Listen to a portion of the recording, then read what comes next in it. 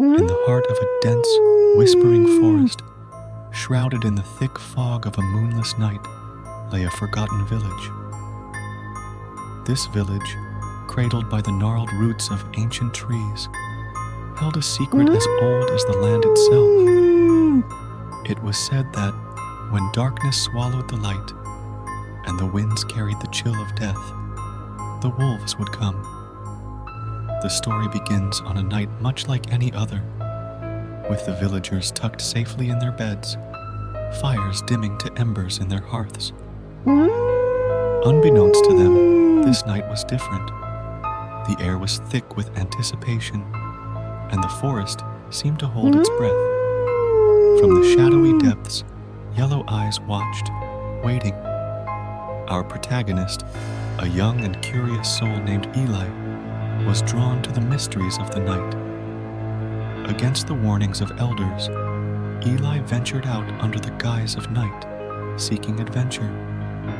The forest greeted him not with the familiar sounds of nocturnal life, but with an eerie silence that made his skin crawl. As Eli wandered deeper into the forest, he noticed a change in the air. It was colder, heavier, as if the night itself was alive. That's when he heard it, a low, guttural growl echoing between the trees. Fear gripped his heart, but his feet were rooted to the spot, unable to move. From the shadows emerged the wolves, their fur as black as the night, eyes glowing with a malevolent light. They circled Eli, a dance of death, their intentions clear. But these were no ordinary wolves. Their bodies twisted and contorted, shadows clinging to them like a second skin, forming shapes that no creature of this world should hold. Eli realized too late the truth of the villagers' warnings. These were the guardians of the forest, creatures of legend, tasked with protecting the ancient secrets buried beneath the roots of the trees. And he had trespassed into their domain. As the wolves closed in, a voice whispered through the trees, a voice as old as time itself. It spoke of a pact made long ago, a balance between the villagers and the forest. Eli, with his reckless curiosity, had shattered that balance.